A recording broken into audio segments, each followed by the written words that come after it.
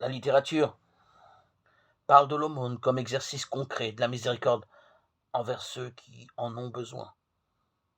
L'aumône sauve de la mort et elle purifie de tout péché. Tobie 12,9. Le Siracide l'exprime aussi de manière plus imagée. L'eau éteint les flammes, l'aumône remet les péchés. Chapitre 3, 30. La même synthèse est reprise dans le Nouveau Testament. Conservez entre vous une grande charité, car la charité couvre une multitude de péchés. 1 Pierre 4, 8. Cette vérité a pénétré profondément la mentalité de chaque chrétien et leur a permis d'exercer une résistance prophétique comme l'alternative culturelle contre l'individualisme hédoniste, païen. Rappelons un seul exemple. Comme en danger d'incendie nous sommes et nous courons chercher de l'eau pour l'éteindre. De la même manière, si surgit de notre paille la flamme du péché, et que pour cela nous en sommes troublés,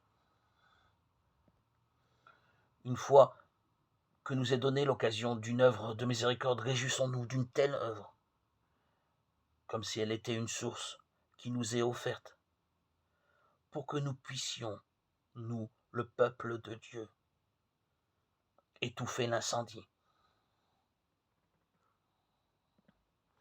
C'est un message si clair, si direct, si simple et éloquent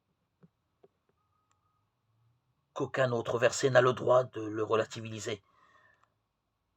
La réflexion sur ces textes ne devrait pas obscurcir ni affaiblir leur sens exhortatif, mais plutôt nous aider à les assumer avec courage et ferveur. Pourquoi compliquer ce qui est simple?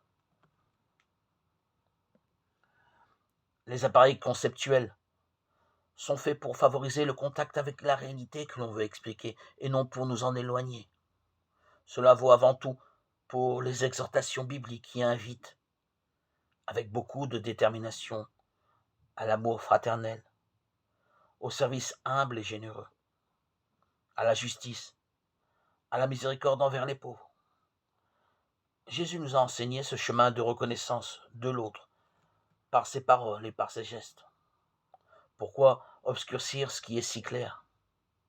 Ne nous préoccupons pas seulement de ne pas tomber dans des erreurs doctrinales, mais aussi d'être fidèles à ce chemin lumineux de vie et de sagesse.